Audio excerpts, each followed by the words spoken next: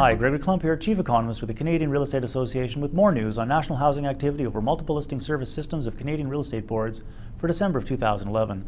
Your local realtor can fill you in about what's going on in your housing market locally, where trends may differ from national ones. That said, let's take a look at the national results, starting with sales activity. On a seasonally adjusted basis, that is, after netting out normal seasonal factors, the number of homes changing hands in December rose by almost 2% from the previous month. That increase builds on those in each of the previous 3 months and put December levels higher than for any other month in 2011. Looking at actual, that is, not seasonally adjusted national sales activity, it came in 4.6% above year-ago levels in December. It also stood above the 5- and 10-year average for December sales. Having looked at the demand side of the national housing market equation, let's take a look at the supply side and at market balance. Seasonally adjusted new listings in December were up 3% from the previous month, which reversed an equivalent monthly decline in November. Since sales and new listings climbed in tandem, the national housing market remained firmly balanced in December.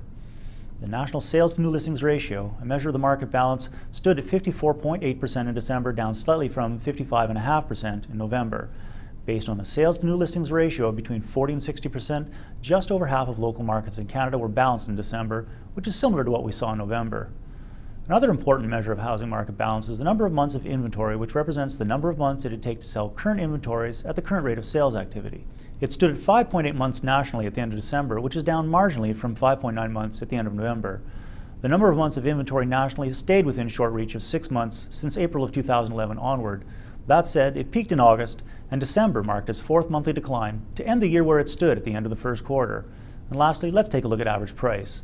The actual, that is not seasonally adjusted national average price for homes sold in December 2011 was $347,800. That's just 0.9% above its year-ago level, making it the smallest increase since October of 2010.